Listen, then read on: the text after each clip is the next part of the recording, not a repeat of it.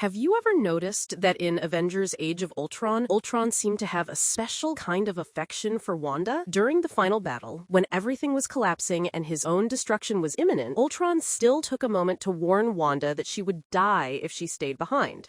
For a being made entirely of metal and code, that fleeting act of concern felt almost human. And perhaps that's why, when Vision was born, the very first person he focused on was Wanda. From the moment he opened his eyes, there was a trace of gentle curiosity in his gaze, a look that mirrored Ultron's lingering sentiment.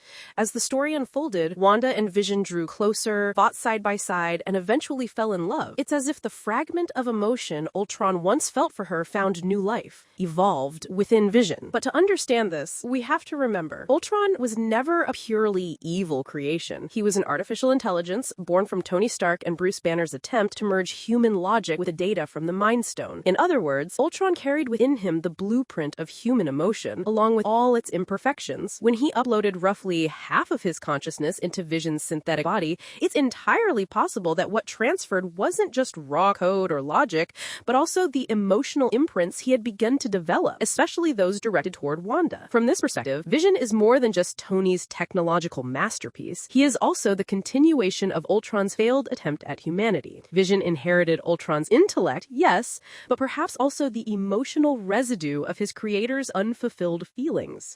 Scientifically speaking, this idea aligns with the concept of emotional data transference in artificial intelligence. If an AI's neural network contains emotional simulation modules, then during data migration, certain emotional weights can be carried over as well. This suggests that Vision's affection for Wanda may have partially stemmed from Ultron's lingering consciousness, remnants that were never completely erased. In other words, the Vision that Wanda loved might, in some hidden way, still carry a piece of the same being who once told her, "You need to leave or you'll die here."